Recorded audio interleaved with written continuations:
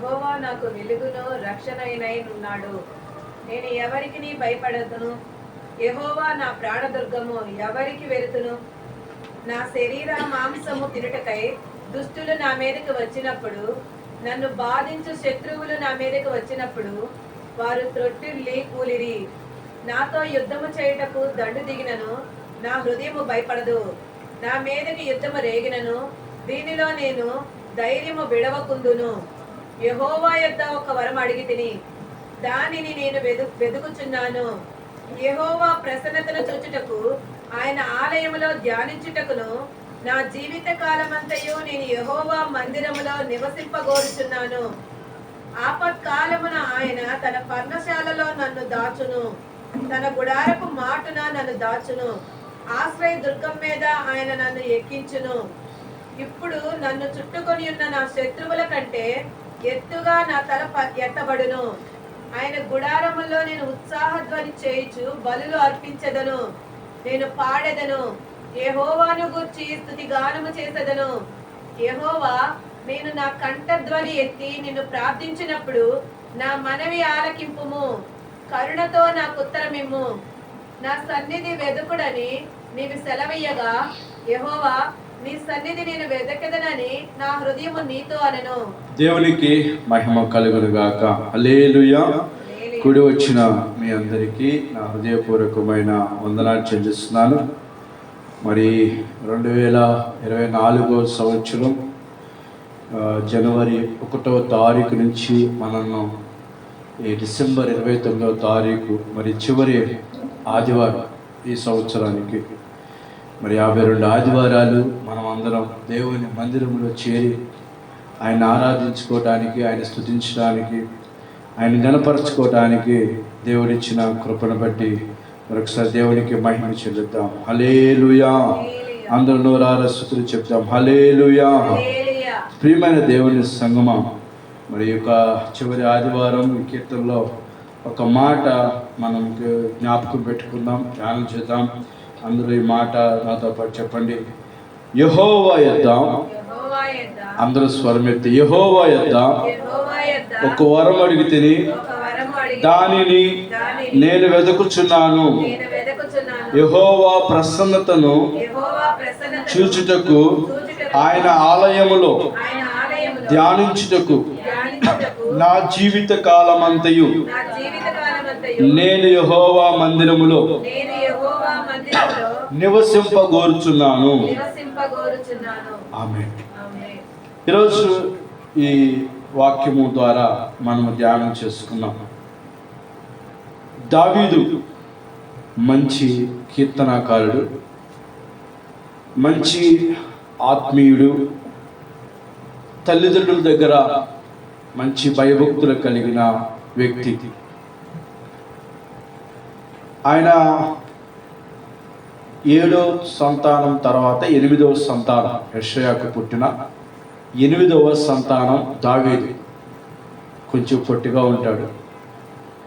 వాళ్ళ నాన్న ఏం చేశాడంటే, గొర్రెలు కాచుకోరా అని గొర్రెలు అప్పగించి ఆ గొర్రెలను కాస్తూ వాటికి మేత అందిస్తూ వాటిని కాస్తూ కాపరిగా గొర్రెలు కాస్తూ వాళ్ళ నాన్న అప్పగించిన పనిని బాధ్యతగా నమ్మకముగా చేసుకుంటూ వచ్చేవాడు. అయితే ఆయనకున్న ఆత్మీయ జీవితం ఏంటంటే, దేవుడంటే చాలా ఇష్టమైనది.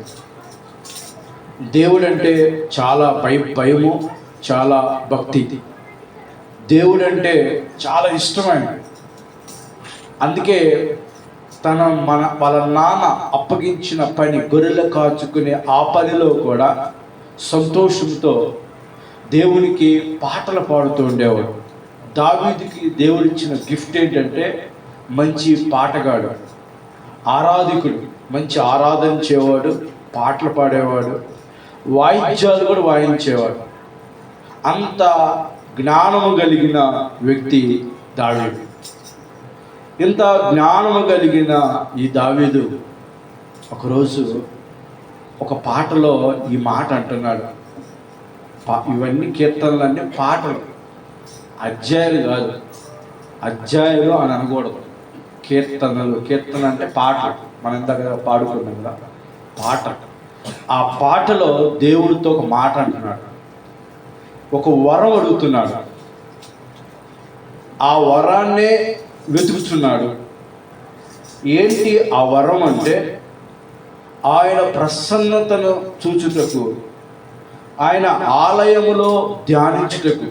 ఒకటేమో ఆయన ప్రసన్నతను వెతుకుచున్నాడు, రెండో ఆయన ఆలయములో ధ్యానించుటకు, నా జీవిత కాలమంతయు యెహోవా మందిరములో నివసింప కోరాలని ఆయన కోరిక, ఆయన వాంఛ, ఆయన చేసిన ప్రార్థన. దేవునికి మహిమ కలుగును గాక. హల్లెలూయా. ప్రియమైన దేవుని సంగమా, ఈరోజు మనకి కూడా ఉండవలసిన ప్రాముఖ్యమైన గుణ లక్షణం ఇది కూడా మనకి చాలా అవసరం.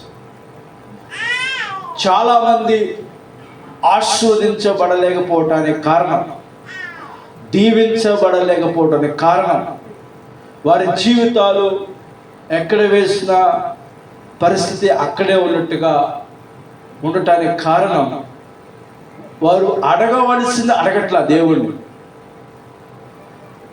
ఆయనకి ఏమి తక్కువ లేదు, దావీదుకి తినటానికి తిండి ఉంది, వేసుకోవడానికి వస్త్రం ఉంది, చక్కగా ఆనందిస్తున్నాడు. కానీ ఆయనలో ఒక కోరిక ఉంది, ఒక కోరిక, ఒక వాంఛ, ఒక ఆశ ఉంది. దేవుడిని, ఆ వరాన్నే వెతుకుతున్నాడు. ఏంటంటే ఆయన ప్రసన్నతను చూడాలి, ఆయన వెలుగు, ఆయన యొక్క సన్నిధిని అనుభవించాలి, తర్వాత ఆయన ఆలయములో ధ్యానించాలి. ఆయన ఆలయంలో నిత్యము ఆయన మహిమపరుస్తూ ఉండాలి. నా జీవిత కాలం అంతా, ఒక రోజు కాదు, 2 రోజులు కాదు, 1 సంవత్సరం కాదు, లేదా ఒక 5 సంవత్సరాలు కాదు, నా జీవిత కాలం అంతా నేను యెహోవా మందిరములో నివసింప ఉండాలని, ఇట్స్ మై డిజైర్, ఇది నా కోరిక. ఈ సంవత్సరం మనం ముగించుకోబోతున్నాం ఒక 1-2 రోజుల్లో. ఈరోజు ఒక మంచి మనస్సాక్షితో ఒక తీర్మానం తీసుకుందాం. తీర్మానాలు జనవరి రోజు తీసుకుంటా ఉంటారు. ఆ తీర్మానం ఆ ఒక్కరోజే, ఆ వాగ్దానం, ఆ ప్రామిస్, ఆ మాట ఆ ఒక్కరోజే. 2 రోజుల తర్వాత ఆ ఒడ్డును తీసి గట్టు మీద పెట్టేస్తూ ఉంటాం, దాన్ని మర్చిపోతూ ఉంటాం. కానీ ఈ కీర్తనకారుడు, ఈ భక్తులు అంటున్నాడు, నీ మందిరములో నేను ఉండాలి, నీ ప్రసన్నత నేను చూడాలి, నీ వాక్యమును నేను ధ్యానించాలి. ఇదే నా కోరిక, ఇట్స్ మై డిజైర్. ఎప్పుడు అనుకున్నాడు ఈ మాట? గొర్రెలను కాచుకుంటున్నాడు. నన్ను దీవించయ్యా, నాకు ఆస్తి అయ్యా, నాకు డబ్బు అయ్యా, నాకు అది అయ్యా, ఇది అయ్యా, అదేమడగట్లా. ఒకటే డిజైర్, ఒకటే కోరిక, ఒకటే వరం. నాకు ఒక వరం దయచేసి, నీ మందిరములో ఉండాలయ్యా. ఆశీర్వాదానికి మూల కారణం ఇదే. దావీదు యొక్క గొప్పతనానికి కారణం తను తీసుకున్న నిర్ణయం. ఆ నిర్ణయం ప్రకారమే తన జీవితం ఉండటం. అందుకే గొర్రెలు కాచుకునే ఆ దావీదును దేవుడు ఏం చేశాడు? దావీదు మహారాజుగా చేశాడు, రాజుగా చేశాడు. నన్ను రాజుని చెయ్యయ్యా అని అడగల దావీదు. బైబిల్ ఎక్కడ ఉందా రాజుని చెయ్యయ్యా అని ఉందా? దావీదు ఎక్కడ అడగల, ఏం అడగల. నాకు మంచి భార్య అయ్యా, మంచి బిడ్డలు దయచేయ్యా, మంచి ఆస్తిని అయ్యా, డబ్బు అయ్యా, అందమయ్యా, ఏం అడగల. ఒక వరం అడుగుతున్నానయ్యా, నీ సన్నిధిలో ఉండాలి, నీ పాదాల దగ్గర ఉండాలి, నీ వాక్యము నేను ధ్యానించాలి. అది ఎప్పటి వరకు అంటే నువ్వు ఆశీర్వదించేంత వరకు కాదయ్యా, నువ్వు నన్ను దీవించేంత వరకు కాదయ్యా, నా ప్రాణం ఉన్నంత వరకు, నా జీవిత కాలమంతయు నేను నీ దగ్గర ఉన్నాను. అందుకే దావీదు ఏమయ్యాడు దేవునికి? హృదయానుసారం నా ఉద్దేశాలన్నీ నెరవేర్చేవాడయ్యాడు. ప్రియమైన దేవుని బిడ్డలారా, ఈరోజు ఈ సంవత్సరం ముగించబడే ఈ దినము ఒక తీర్మానంలోకి మనం తీసుకున్నాం. ఒక స్ట్రాంగ్ నిర్ణయం తీసుకోవటం విడిచిపెట్టడం కాదు. తీసుకున్న ఆ నిర్ణయానికి ఎన్ని ఆటంకాలు ఎదురైనా, ఎన్ని ఇబ్బందులు ఎదురైనా, నేను దేవుని మందిరంలో ఆయన సన్నిధిలో నేను కనపడాలి, దేవుని సన్నిధికి నేను వెళ్ళాలా, దేవుని మందిరానికి నేను వెళ్ళాలా, దేవుని నేను ఆరాధించాలా, దేవుని వాక్యాన్ని నేను ధ్యానించాలా, నేను పాటలు పాడి ఆయన నామాన్ని మహిమపరచాలి. ఇదే నా కోరిక అని ఆ తీర్మానం మనం తీసుకున్నట్లయితే నీ ఆశీర్వాదాలు, మన ఆశీర్వాదాలు ఎవరు కూడా ఆపలేరు. మనము అడగవలసింది మనం అడిగితే మనకు కావలసినవన్నీ మన వెనకాల వస్తా ఉంటాం. అందుకే యేసుక్రీస్తు ప్రభు మత్తయి సువార్త అన్నాడు, మొదట నా నీతిని, నా రాజ్యమును వెతకండి. దావీదు ఆయన హృదయం అంతా ఒకటే, దేవుని చూడాలా, దేవుని ప్రసన్నత చూడాలా, దేవుని వాక్యం ధ్యానించాలా, దేవుని ఆరాధించాలా, పాటలు పాడాలా, దేవుని మహిమపరచాలా, అది ఆయన మహిమపరచాలా, అది జీవితాంతం అలా ఉండాలయ్యా అనే ఒక కోరికే కోరాడు. రాజుని చెయ్యయ్యా, నాకు అంత బంగారం ఇవ్వయ్యా, అంత డబ్బు ఇవ్వయ్యా, అది ఇవ్వయ్యా, ఇది ఇవ్వయ్యా, ఏం అడగలేదు. ఈరోజు నుంచి మన ఆలోచన ధోరణి మనం మార్చుకోగలిగితే, మన ఆలోచన ధోరణి, మనం మాట్లాడే విధానాన్ని మనం మార్చుకోగలిగితే, మనం ఊహించే విధానం, తలంచే విధానం, మన యొక్క విశ్వాసం లెవెల్ పెరగాలంటే, మన ఫెయిత్ ఇంక్రీజ్ అవ్వాలంటే, ఈరోజు నుంచి మన విశ్వాసం పెరగాలంటే ఈ అనుభవంలోకి రావాలి.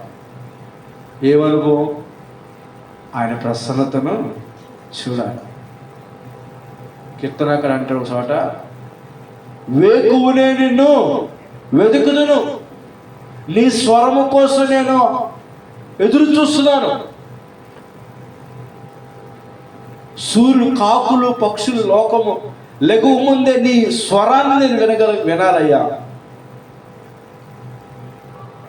వేకునే వెతికే అనుభవంలోకి రావాలి. యోబు అరుణోదయం లేచి ఏం చేశాడంట? వాళ్ళ బిడ్డల కోసం, వాళ్ళ కోసం ప్రార్థన చేశారు, బలులు అర్పించారు. బలులు అంటే ప్రార్థన, స్తుతి.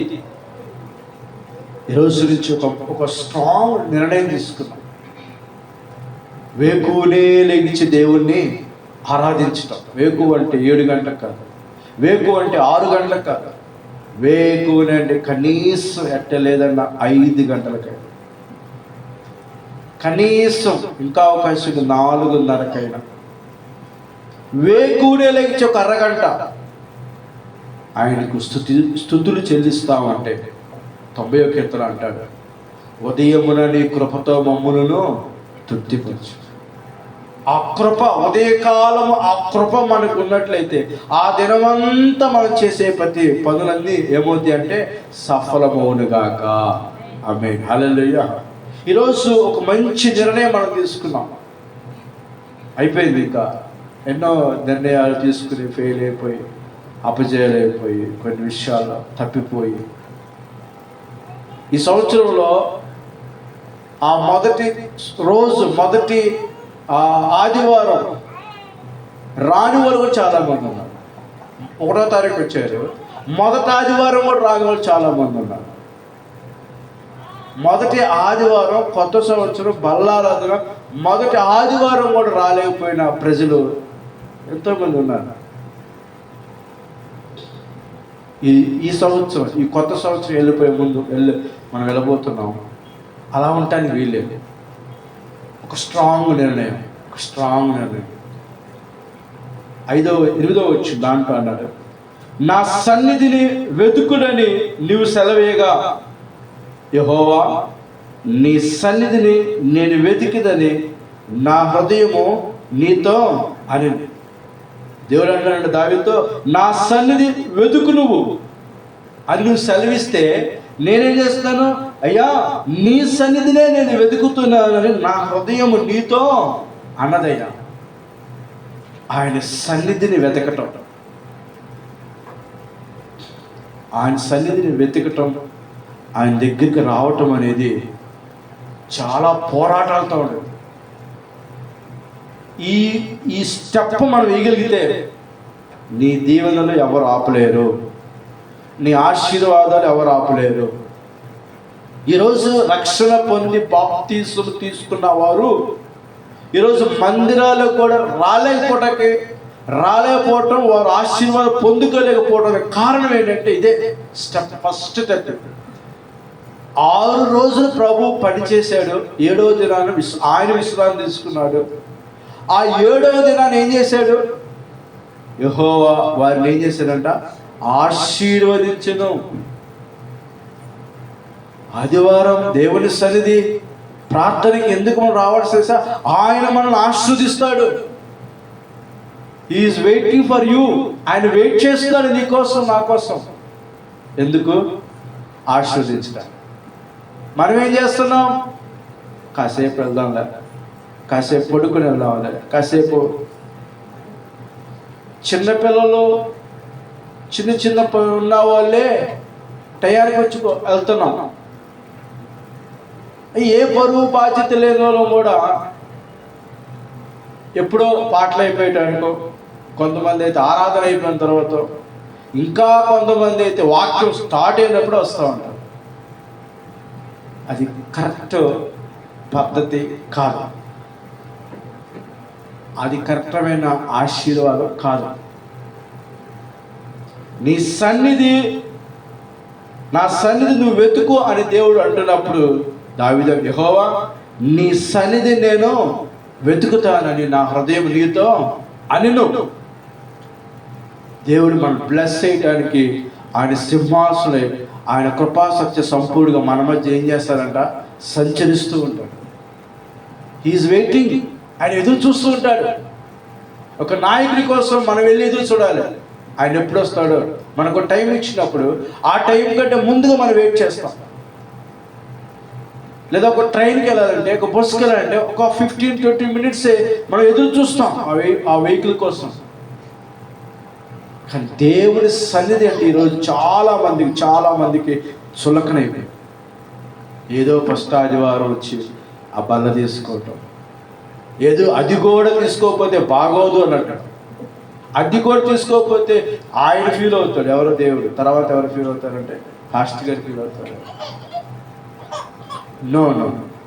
అందుకే మనిషి ఆత్మలో వర్ధిల్లత లేదు. బైబిల్ చెప్తుంది, ప్రియుడా నీ ఆత్మ వర్ధిల్లుచున్న ప్రకారం నీవు అన్ని విషయాలు ఏమవుతావంట, వర్ధిల్లుతావు.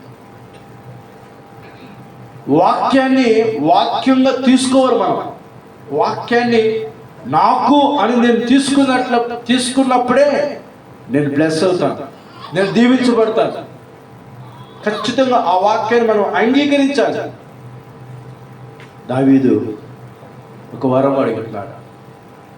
ఈరోజు ఈ సంవత్సరం ముగించబడిలోపు ఒకే ఒక వరం అడగండి. ఏం అడగద్దు, ఇంకా ఏం అడగద్దు. ప్రామిస్, ఏం అడగబాకండి. ఇంకా ఈ రోజు నుంచి ఏం అడగద్దు. ఒకటే అడగండి, నీ పాదాల దగ్గర ఉండాలయ్యా, నీ వాక్యం ధ్యానించాలి, నీ సన్నిధి వెతకాలి. అలా వెతకటానికి, ధ్యానించడానికి ఆటంకాలు రానిపోకుండా, ఒకవేళ వచ్చినా అవి నేను దాటుకుంటూ వచ్చేటట్టుగా నాకు శక్తి దయచేయి. అవి రాకోకుండా సహాయం చేయి. ఒకవేళ వచ్చినా తట్టుకుని నిలబడి నీ సన్నిధికి రావడానికి నాకు కృప దయచేయి. ఇదే ప్రార్థన ఈ రోజు నుంచి మీకు, నాకు కూడా అదే ప్రార్థన. మనందరం ఇదే ప్రార్థన చేద్దాం ఈ రోజు నుంచి. ఆ రోగం తీసేయ, ఈ రోగం తీసేయ, అది చెయ్య, ఇది చెయ్య, ఇవన్నీ తెలుసు ఆయనకి.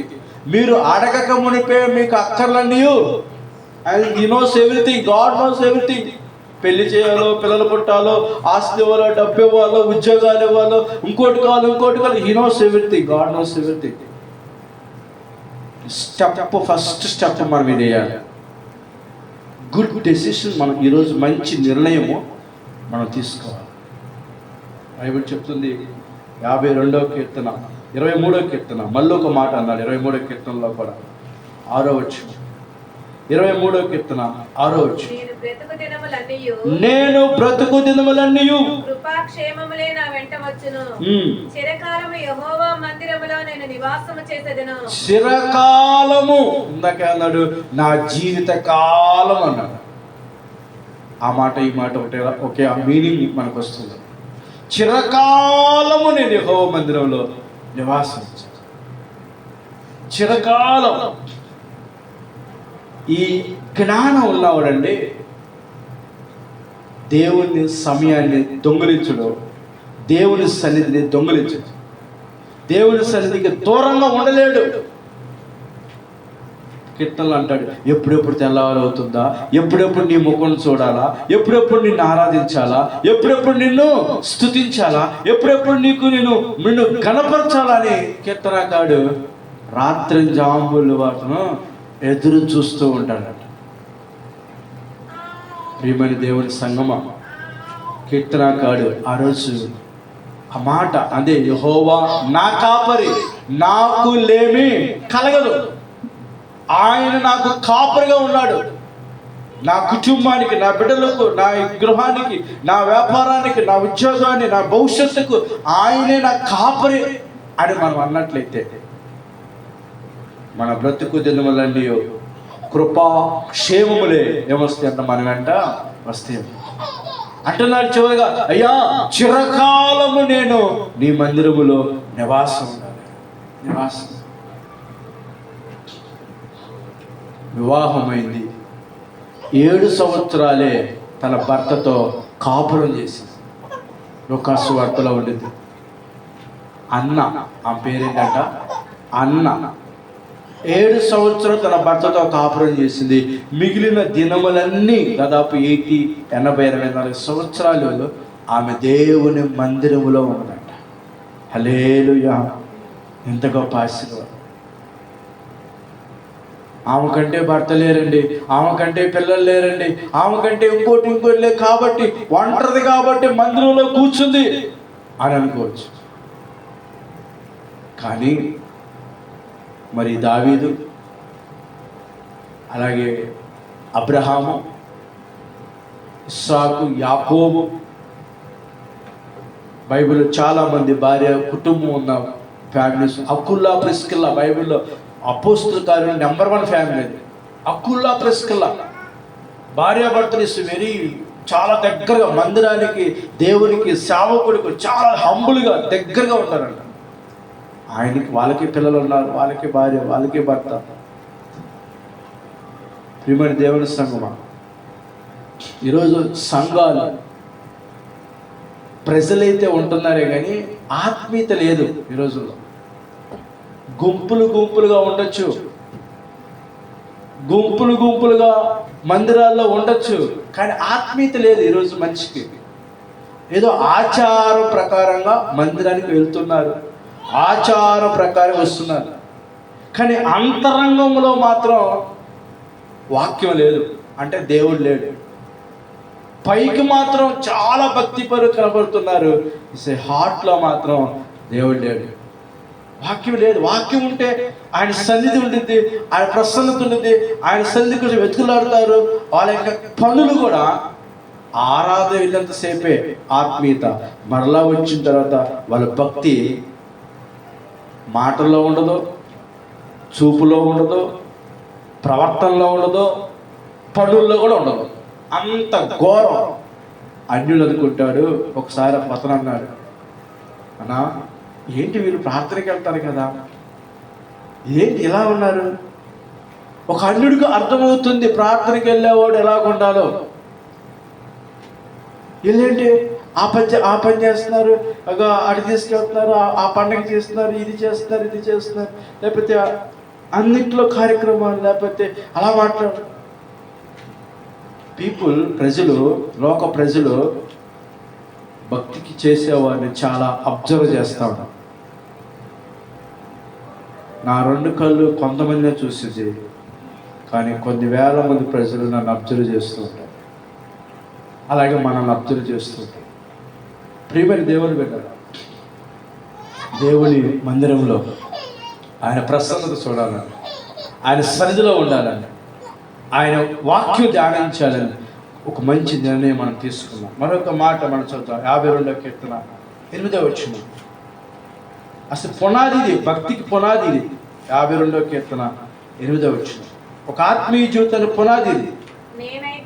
నేనైతే దేవుని మందిరములో పచ్చని ఒలీవ చెట్టు వలెనున్నాను, నిత్యము దేవుని కృపయందు నమ్మిక ఉంచుచున్నాను. హల్లెలూయా. దావీదు మరలా ఇక్కడ అంటున్నారు భక్తుడు, నేనైతే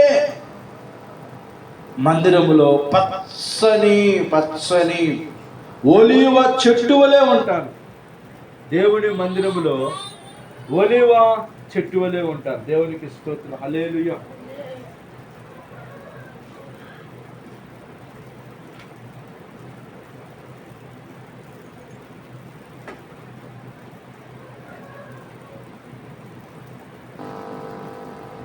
దేవునికి స్తోత్రం. హల్లెలూయా. నేనైతే ఒకరితో నాకు సంబంధం లేదు.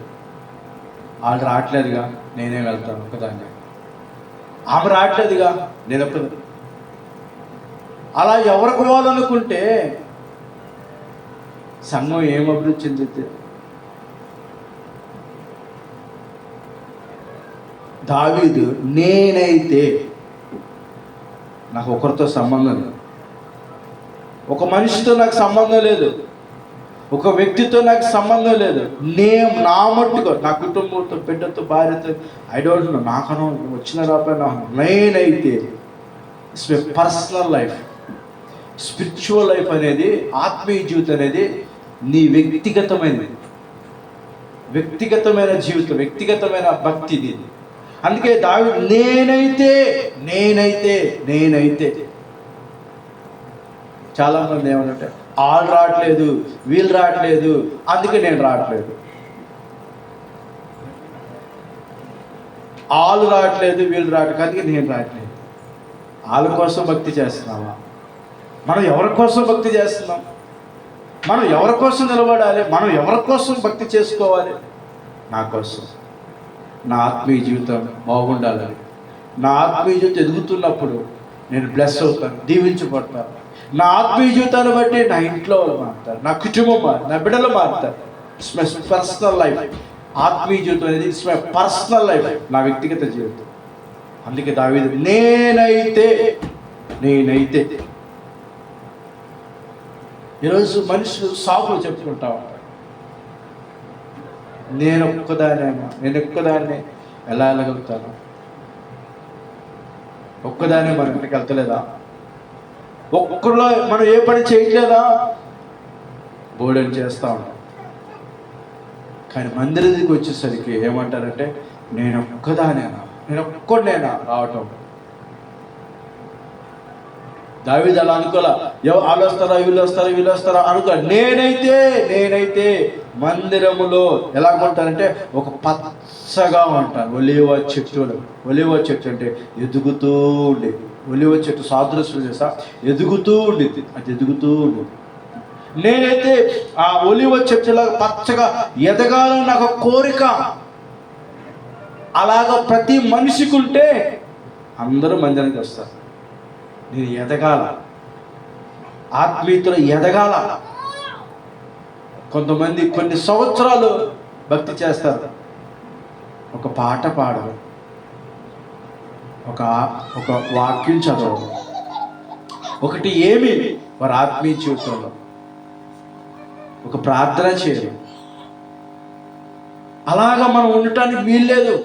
మందిరంలో మనం మనసారా నోరారా వాక్యం చదవటం, పాట పాడటం, ముందుగా వచ్చి మనం పాటలు పాడటం, పచ్చని ఒలివ చెట్టు వలె ఎదుగుతా ఉంటాను అంటున్నాడు. ఎదుగుతా, నేను కంటిన్యూస్ ఎదుగుతా, ఎదగాలి.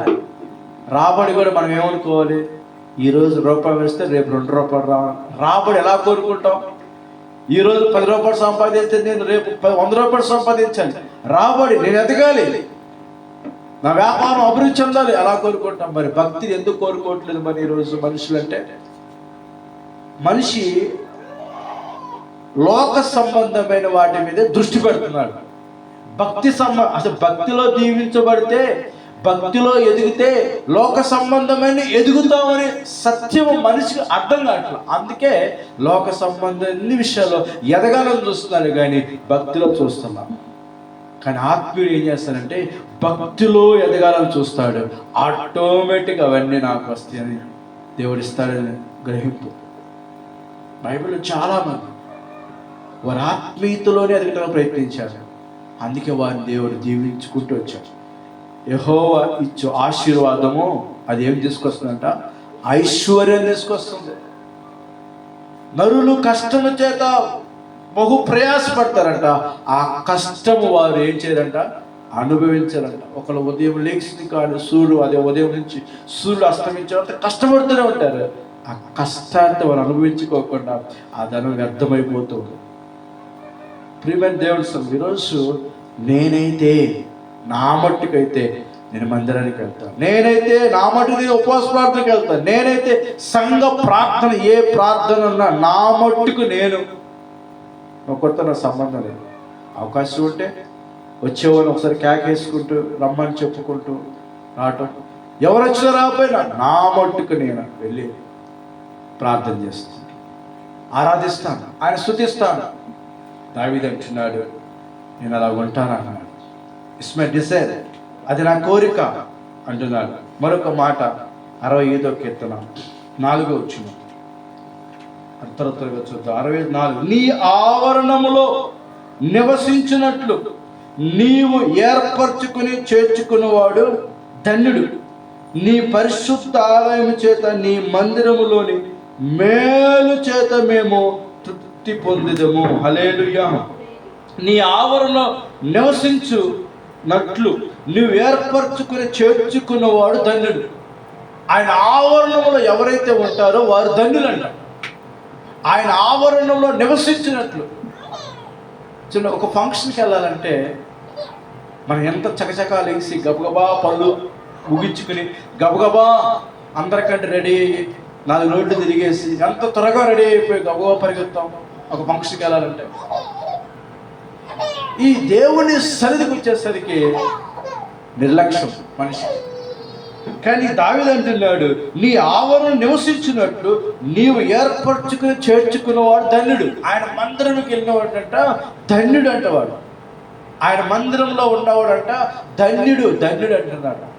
ఎందుకు? ఆయన మందిరములో ఏముందంట? మేలు చేత మేము తృప్తి పొందుతాం. ఏ మేలు తెలుసా? ఎక్కడలేని శాంతి, మనశ్శాంతి, నెమ్మది దేవుని మందిరంలోనే దొరికింది. ఎక్కడికి వెళ్ళినా చూడండి, వాళ్ళు ఏదో చెప్తారు, వీళ్ళు ఏదో చెప్తారు, అవేవి చెప్తారు. మొండ తలపోటు వచ్చేసింది, తలనొప్పి వచ్చేసింది, రోగాలు వచ్చేస్తే ఆ మాటలు వెళ్ళాక ఎన్నో ఉపయోగపడతా ఉంటాయి. అందుకే భక్తిహీనుల గుడారాలలో నివసించుట కంటే ఎడవడం మంచిదంట.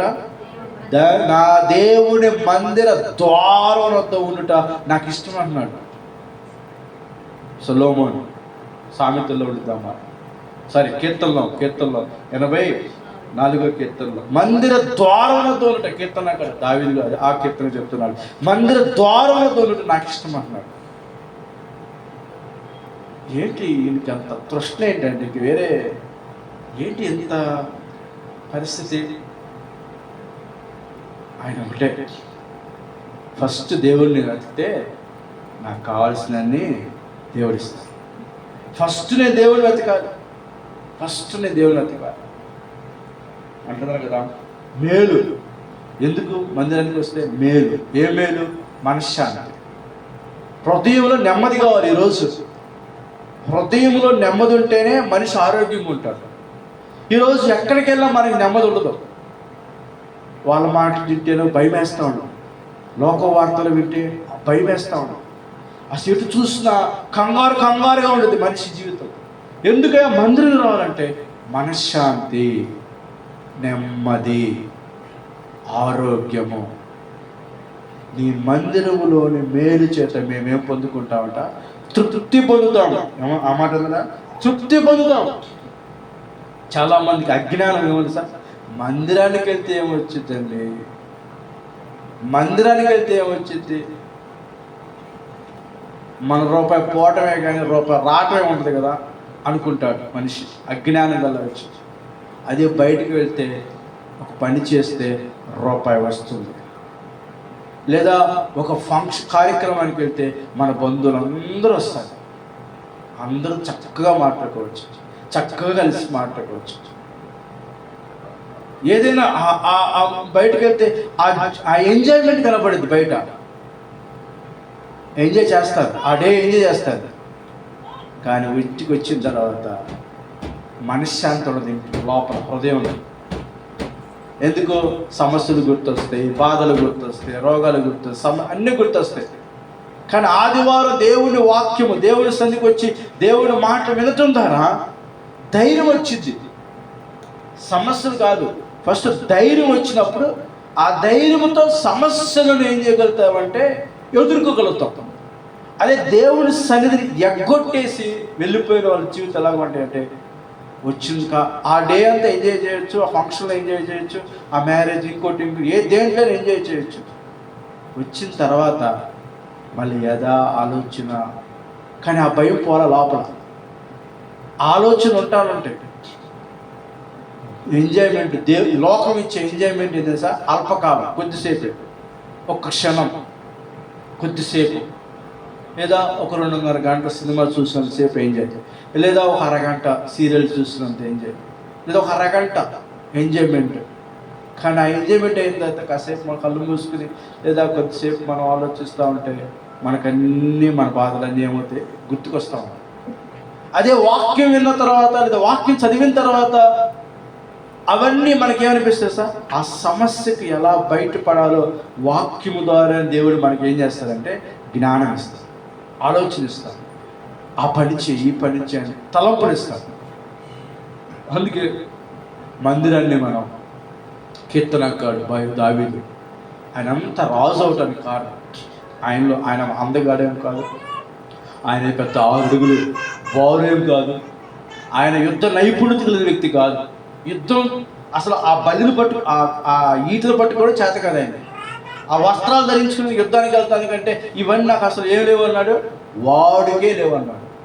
మరి ఎలా సాధించగలిగాడు, ఆ గొల్యాతను ఎలా చంపగలిగాడంటే స్పిరిచువల్ లైఫ్, ఆత్మీయ జీవితం, ప్రార్థనా శక్తి, ఆత్మాభిషేకం, దేవుని ఆత్మచేతనే శత్రువును జయించగలిగాడు. ఈరోజు నీవు నేను ప్రతి శత్రువును జయించాలంటే, ప్రతి రోగాన్ని అధిగమించాలంటే, ప్రతి ఆర్థిక పరిస్థితులను అధిగమించాలంటే మనోధైర్యం కావాలి.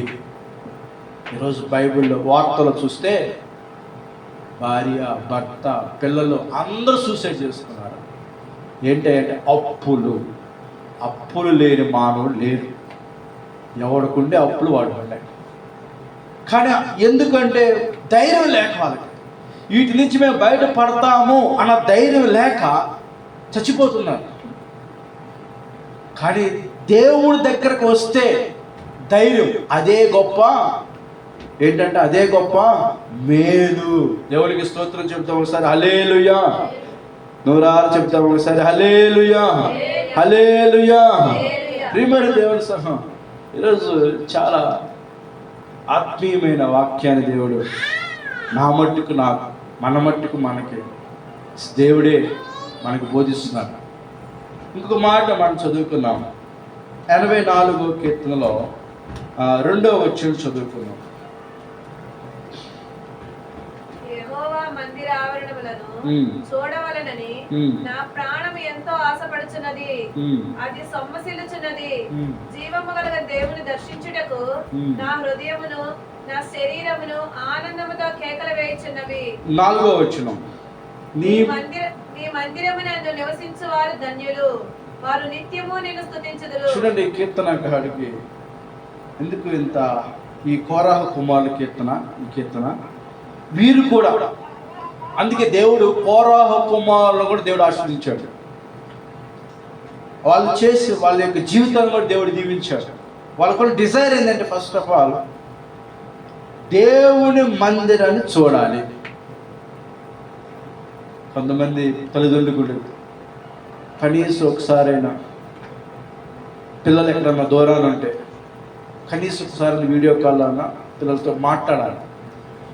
వారి యొక్క కోరిక మంచిది, పిల్లలను చూడటం అనేది. కానీ ఇక్కడ అంతకంటే ఒక ఆత్మీయమైన లక్షణం చెప్తున్నాడు కోరాహ కుమారులు, దేవుని మందిరాన్ని చూడాలి. ఏముంటుంది? 4 గోడలు, 4 కిటికీలు, 4 ఫ్యాన్లు, 4 చిలుగుబడిన పట్ట, ఏముంటుంది ఇక్కడ? ఇది కాదు మందిరం అంటే. దేవుని మందిరం అంటే ఇది కాదు. ఆయన ప్రసన్నత, ఆయన సన్నిధి, ఆయన దీవిస్తాడు. ఎందుకంటే ఆ మందిరాన్ని చూడాలని నా ప్రాణం ఎంతో ఆశ ఆశ ఆశ ఆశ గల ప్రాణాన్ని దేవుడు తృప్తిపరుస్తాడు. ఈరోజు మనిషికి ఆ ఆశ లేకపోబట్టే దీవించబడతలేదు.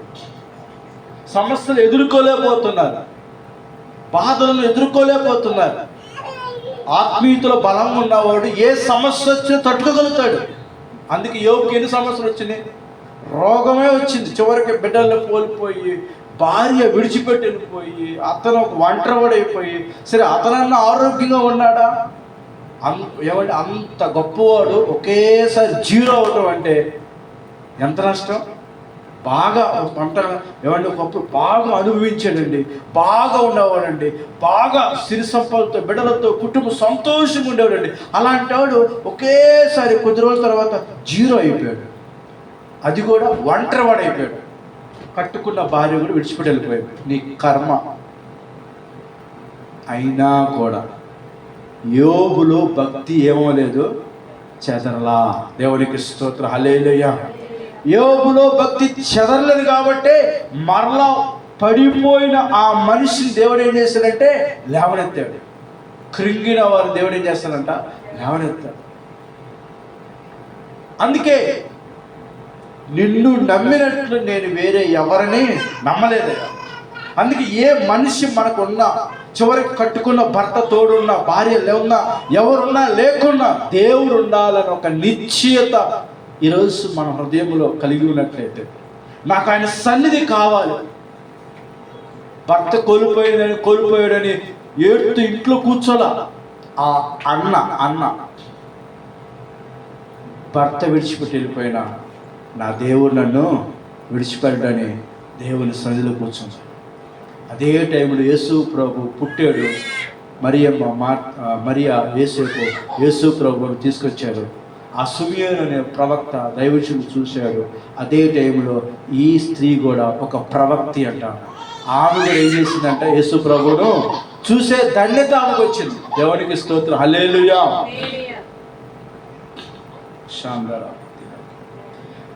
చూడండి, డిజైర్. ఆయన మందిరంలో నివసించే వారందరూ ధన్యులు. ప్రియమైన దేవుని సంఘం, ఈరోజు ఒక మంచి స్ట్రాంగ్ నిర్ణయం తీసుకున్నాం. స్ట్రాంగ్, ఇంకా అల్లకల్లోలమైన భూమి తలకిందులైపోయినా అసలు ఏమైపోయినా నాకు అనవసరం, నేను దేవుని సన్నిధికి వెళ్ళాలి. అసలు నేను దేవుని మందిరానికి వెళ్ళాలండి. నాకు ఇంకా వేరే ఆప్షన్స్ లేదు. ఆదివారం లేదా దేవుని శుక్రవారం ఉపవాస ప్రార్థన, లేదా సంఘంలో ఏ ప్రార్థన, ఒక నిజమైన ఆత్మీయుడైతే, ఒక నిజమైన ప్రార్థనాపరుడైతే నేను దేవుని అలా నిలబడే వాళ్ళనే దేవుడు రాబోతున్న రోజుల్లో దీవించబోతున్నాడు. ఎందుకంటే టైం దగ్గర పడింది, దేవుడు రాక సమీపం ఉంది. ఈరోజు దానియేలు, షడ్రక్, మెషక్, అబేద్నెగో నిలబడే వాళ్ళే కావాలి, సాకులు చెప్పేవాళ్ళు కాదు, మాటలు చెప్పేవాళ్ళు కాదు. దేవుని కోసం నిలబడే వాళ్ళు మాత్రమే కావాలి. ఈరోజు అలాంటి డెసిషన్ ఈరోజు మనం డెసిషన్ తీసుకున్నాం. నేను దేవుని మందిరాన్ని విడిచిపెట్టాను. చివరిగా ఒక మాట చూద్దాం. నెహెమ్యా గ్రంథం 10వ అధ్యాయం 39వ వచనం చదువుకుని మనం ప్రార్థన చేద్దాం.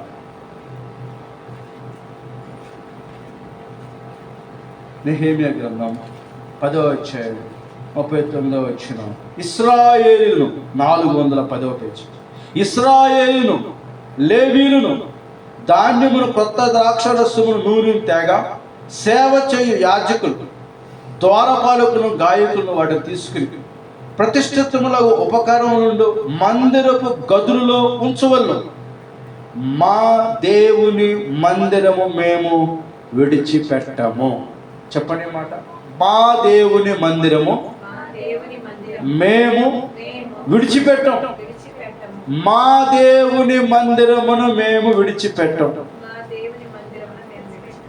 ఆమేన్. హల్లెలూయా. ఈ సంవత్సరం ఎన్నిసార్లు విడిచిపెట్టాం? పెళ్ళి వచ్చిందనో, ఫంక్షన్ వచ్చిందనో, పుట్టేడనో, చచ్చేడనో, అదనో ఇదనో ఏదో ఒకటి. 52 ఆదివారాలు మన మనస్సాక్షి చెప్తుండేది. ఎన్నిసార్లు వెళ్ళామో, ఎన్నిసార్లు వెళ్ళలేదో మన మనస్సాక్షి చెప్తాం. మా దేవుని మందిరం మేము విడిచిపెట్టాం. విడిచిపెట్టేవారుగా మనం ఉండద్దు. దావీదు ఆశీర్వాదానికి కారణం అదే. నా జీవిత కాలం అంతే, నా చిరకాలం నేనైతే కోరాహ కుమారులుగా మేమైతే ఆయన మందిరం. తర్వాత దాంట్లో 10వ అధ్యాయం వాళ్ళకి ఏ మందిరం అందిస్తారు తెలుసా? 32వ వచనం. మరియు మన దేవుని మందిరపు సేవ నిమిత్తం ప్రతి సంవత్సరం తులము వెండిలో 3వ వంతు ఇచ్చేదేమని నిబంధన చేసుకున్నారు. దేవుని మందిరం కోసం సేవ నిమిత్తం, దేవుని మందిరపు సేవ చేయటం నిమిత్తం ప్రతి సంవత్సరం తులము వెండిలో 3వ వంతు ఇచ్చారంట దేవుని పరిచర్యకి. ఈ సంవత్సరం మనం దేవునికి ఎంత ఇవ్వగలిగాం? కొంతమంది చూస్తుంటే మనం ప్రారంభంలో బాగా దేవునికి ఇచ్చేవారుగా ఉంటారు. రాను ఏమవుతుందంటే అది తగ్గిపోతూ ఉంటుంది. దేవునికి ఇవ్వటం పరిచర్య సేవకు ఎందుకు తగ్గిపోతున్న కారణం జాగ్రత్తగా. భక్తి ఎప్పుడైతే ఎదుగుతూ ఉంటారో, ప్రార్థనలో, వాక్యంలో, దేవుని సన్నిధికి రావటంలో ఎప్పుడైతే వస్తూ ఉంటారో, వాక్యం వింటూ ఉంటారో, ప్రార్థన చేస్తూ ఉంటారో, వాక్యం ధ్యానం చేస్తూ ఉంటారో, దేవుడికి ఇచ్చేవారుగా ఉంటారు. ఎప్పుడైతే ప్రార్థనకి రాకపోవటం, వాక్యం చదవకపోవటం, ప్రార్థన చేసుకోకపోవటం, వాక్యాన్ని వినకపోవటం, ఆత్మీయత తగ్గిపోతూ ఉండదో ఇవ్వాలని మనస్సు కూడా రాదు. అరే ఒకప్పుడు ఆమె లేదా ఆ మనిషి దేవుడికి అంత బాగా ఇచ్చే, ఈరోజు ఏమిటి అంటే ఒకటే గుర్తు, ఆ మనసు రాటలా. ఒకప్పుడు మనసు వచ్చిందంటే దేవుళ్ళు ఎదిగారు, ఇవ్వగలుగుతున్నారు. ఈరోజు దేవునికి ఇవ్వలేకపోతున్నారంటే పడిపోయారు, భక్తిలో పడిపోయారు. అందుకే ఇవ్వలేకపోయారు. సైతాన్ గాడు ఇవ్వనివాడు, రానివాడు, దేవునికి పనికి ఇవ్వనివాడు, దేవునికి సహాయము చేయనివాడు. తులము వెండిలో 3వ వంతు ఇచ్చారంట. ఈరోజు దేవుని పనికి ఎవరెవరు ఎంతెంత ఇస్తున్నామో, ఎవరెవరు ఎంతెంత ఇస్తున్నారో అది ప్రజలందరికీ తెలుసు. పాల ప్యాకెట్ అంత ఖర్చు కూడా మనం చేయట్లేదు. పాల ప్యాకెట్ అంత ఖర్చు కూడా మనం ఆదివారం చేయట్లేదు. ఇదేదో డబ్బులు కావాలని కాదు. డబ్బుల కోసం మనం ఎప్పుడు అడగము, మనం చెప్పం. నేను డబ్బుల మీద, డబ్బు ఎవరో ఇస్తారు, ఏదో జరిగింది, దాని మీద నాకు అసలు లేదు. ఇస్తే దీవించబడతావు. మందిరంలో వీళ్ళు ఇస్తే 3వ వంతు ఇచ్చారంట. తర్వాత ఒక నిబంధన చేసుకున్నాం. 75వ వచ్చింది. మరియు భూమి యొక్క ప్రథమ ఫలములు, సకల వృక్షములు ప్రథమ ఫలము ప్రతి సంవత్సరం ప్రభువు మందిరకు మేము తీసుకుని వచ్చినట్లుగా నిర్ణయించుకున్నాం. మా పంటలో, మా ఫలములో ప్రథమ ఫలమును దేవునికి తీసుకొస్తాం. కొంతమంది ఆ ప్రథమ ఫలమే మర్చిపోయారు, ప్రతిష్ట అర్పణే మర్చిపోయారు. కొంతమంది అయితే వాగ్దానాలు చేశారు. మనం ప్రత్యేక నిధిని ఏర్పాటు చేద్దాం, ఆ నిధి ఎటుపోయింది? ఆ నిధితో ఏమి చేయలేం. ప్రియమైన దేవుని కదా, దేవుని మందిరం, ఒక మందిరాన్ని ఇవన్నీ ఇచ్చే మనసు ఎప్పుడు వచ్చిందంటే దేవుని పని చేయాలన్నా, మందిరంలో ఏదైనా పరిచర్య చేయాలన్నా, ఓడవాలన్నా, ఏదైనా దేవుని కోసం ఏదైనా చెయ్యాలంటే మొదట ఆత్మీయతలో నేను ఎదగాలి. నేను ఎదిగినప్పుడే వచ్చి మందిరాన్ని ఉడుస్తా, వచ్చి పట్టా వేస్తా, వచ్చి దేవుని కోసం ఏదైనా పని చేస్తా. అందరికంటే ముందు వస్తా, అందరు వెళ్ళిన తర్వాత వెళ్ళిపోతా. నేను భక్తులు ఎదిగినప్పుడు ఈ క్రియలన్నీ మనకు వచ్చేస్తాయి, అలవాట్లోనే వచ్చేస్తాయి. దేవునికి ఇస్తాం, దేవునికి పరిచర్య చేస్తాం, దేవునికి పని చేస్తాం. ఒక్కసారైనా సంవత్సరం ఒక్కసారైనా మన ఇంట్లో ప్రార్థన పెట్టుకోలేమా? ఒక్క రోజైనా సంవత్సరానికి 300 రోజుల్లో 1 గంట మన ఇంట్లో ప్రార్థన పెట్టుకోలేమా? అంత దిగజారిపోయామా? కనీసం 500 ఏదో పలహారం కానుక పెట్టడానికి, పలహారం పెడతానికి కూడా మనకి ఓపిక లేదా? ఆడాడ పెడతామంటే తిని రావటం, కనీసం వాళ్ళని చూసేది మనం సిగ్గు రావాలి. కొంతమంది చూసేది సిగ్గు రావాలి. కొంతమంది నేను పెడతాను, మా అబ్బాయిలు పెట్టుకుంటున్నాను. అబ్బాయి పెట్టేది, నీకు సంఘం ఉంది, నీకు కాపరు ఉన్నాడు, కానీ సంవత్సరం ఒక్కసారి నీ ఇంట్లో ప్రార్థన పెట్టుకోలేవు. ఒక్కసారైనా.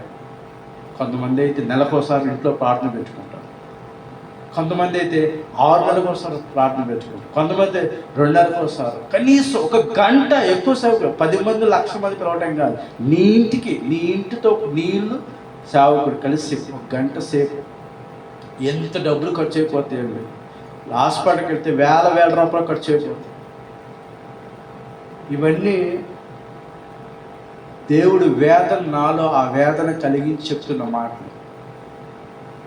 ఇది నా సొంత మాటలు కాదు, ఎందుకంటే దేవుడు ఈరోజు అంతా చాలా డిఫరెంట్గా, ఆ ఆరాధన కానీ చాలా డిఫరెంట్గా దేవుడు నడిపిస్తున్నారు. అరే ఏ చిన్న చితక చేసుకున్నా కూడా భోజనాలు పెట్టి, అసలు భోజనాలు ఎందుకు మనకి? అరే మనకు రోషం రావాలి కదా, కనీసం 1 గంటైనా సంవత్సరం అంతా కాచి కాపాడాడు. రాత్రి గుంటూరు వెళ్ళొచ్చు ప్రార్థన. ఒక డాక్టర్ అమ్మ సంవత్సరం అంతా నన్ను కాచి కాపాడాను, కృతజ్ఞత కూలి పెట్టుకున్నాను. దాదాపు 50, 60, 70 వేలు ఖర్చు పెట్టేసింది. ఒక ఫంక్షన్ హాల్, ఒక చర్చి పక్కన ఫంక్షన్ హాల్ తీసుకుని ఖర్చు పెట్టేసింది. ఆమెకు సాధారణ విశ్వాసి, ఒక డాక్టర్. మొన్న చర్చిపేట వెళ్ళాను, ఒక పాస్టర్ గారు పిలిచారు. ఆమె విధవరాలు, భర్త లేడు, 2 ఆడపిల్లలు, 1 మగపిల్లలు. కృతజ్ఞత కూడికి పెట్టుకుని చెప్పుకుంది. పాపం ఒక 10 మంది 15 మంది వచ్చారు, 3 సేవకులు.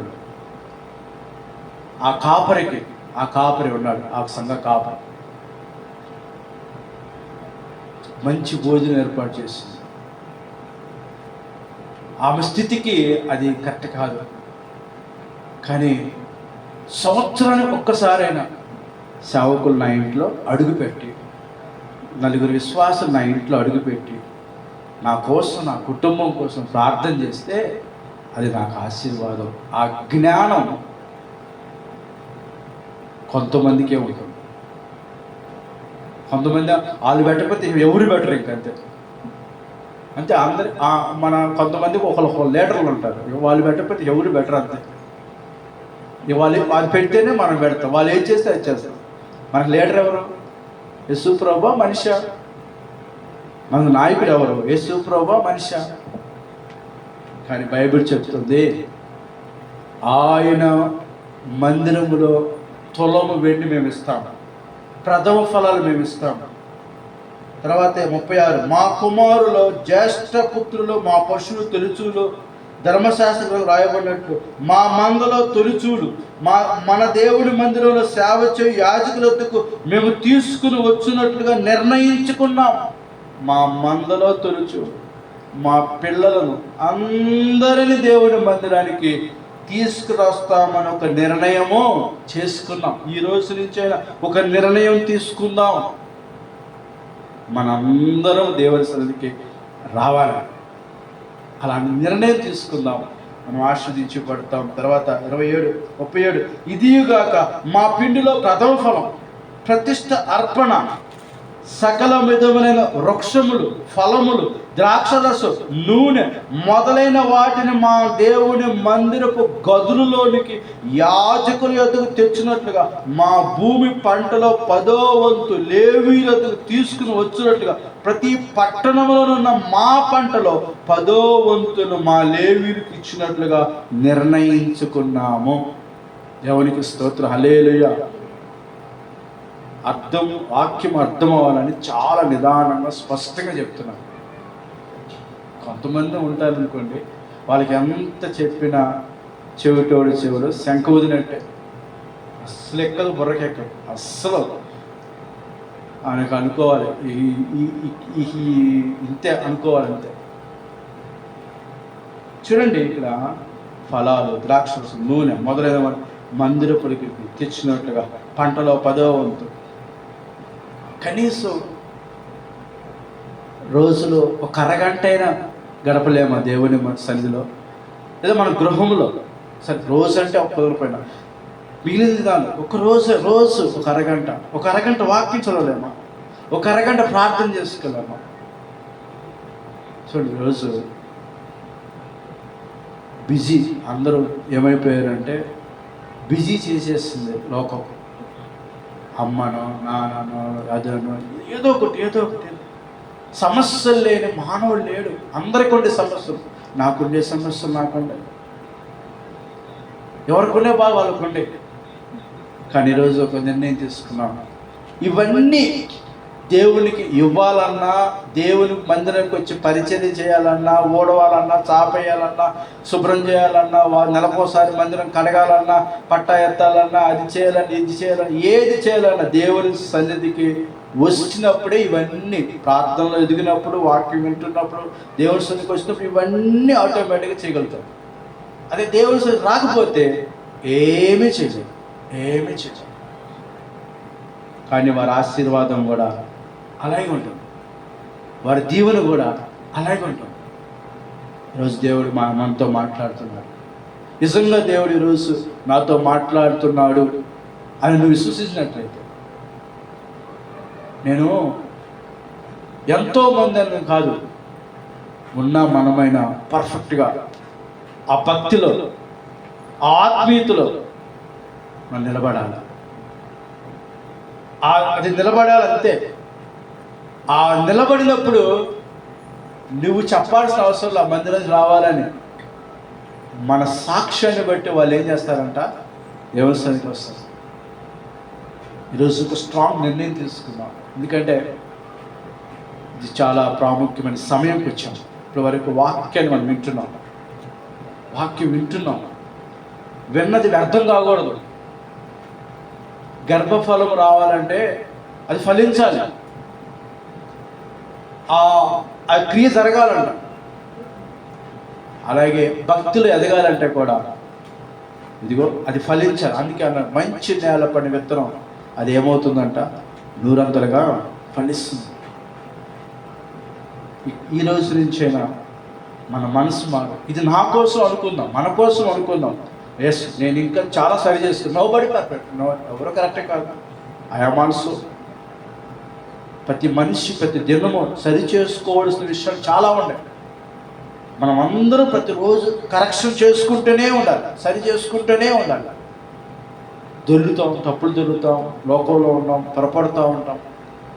మనం అన్నీ సరి చేసుకుంటూ ఉన్నప్పుడే మన భక్తి ముందుకు వెళ్తుంది. ఒకటే కోరిక ఈరోజు, ఒకటే వరం అడగండి, నేను దేవుని మందిరంలో ఉన్నాను, దేవుని వాక్యం ధ్యానించాను, దేవుని సన్నిధిని విడిచిపెట్టలేదు కాబట్టే దావీదు లేకపోయినా దావీదు పిల్లలను ఆస్వాదించాడు. దావీదు పిల్లలను ఏం చేశాడు, ఆస్వాదించుకుంటూ వచ్చాడే. కానీ ఆశీర్వాదం దావీదుతో ఆగిపోయిందా? ఆగలా. తరతరాలు దేవుడు దావీదు అదే అడిగాడు, అయ్యా నిత్యము నా కుటుంబాన్ని నీ సన్నిధిలో ఏం చేయమన్నాడు, జ్ఞాపకం పెట్టుకో. నీ కృప మాత్రం నా కుటుంబానికి ఏం చేయకూడదు, దూరం చేయబోకుండా. అందుకే దావీదు తర్వాత సొలొమోను అందరిని జ్ఞాపకం చేసుకున్న దేవుడు. వాళ్ళకు ఒక రాజ్యం అలా ఉంచేశాడు. ఇంకా ఒక ప్యాకేజ్ అలా ఉంచేశాడు. ఆ రాజు వాళ్ళ తర్వాత రాజు వాళ్ళ తర్వాత రాజు అలా రాజుగా పరిపాలన చేశారే కానీ ఎక్కడ కూడా పరిపాలన లేనట్లు లేదు. అందరూ పరిపాలన చేశారు. ఈరోజు అలా మెయిన్ పునాది దావీదు వేసిన పునాది. ఈరోజు నువ్వు వేసే పునాది నీ బిడ్డలకు దీవెన కాదు. ప్రార్థన చేసుకున్నాం. దేవుడి కొద్ది మాట దీవించి ఆశీర్వదించునుగాక. అందరూ కళ్ళు మూసుకున్నాం. దిస్ ఇస్ ప్రెషస్ సమయం, చాలా ప్రాముఖ్య సమయంకి వచ్చాం. దాదాపు గంట నుంచి మన వాక్యం వింటున్నాం. ఆ వాక్యం ఎవరి కోసమో కాదు, నా కోసం మన కోసం అని మనం అనుకున్నట్లయితే, ఈ వాక్యం నా కోసమే, ఈ మాటలు అవును వాక్యమే, దేవుని మాటలే. కాబట్టి నన్ను నేను సరి చేసుకోవాలి. ఎవరికి వాళ్ళు నోరు తెరిచి కళ్ళు మూసుకుని చిన్న ప్రార్థన చేసుకున్నాం.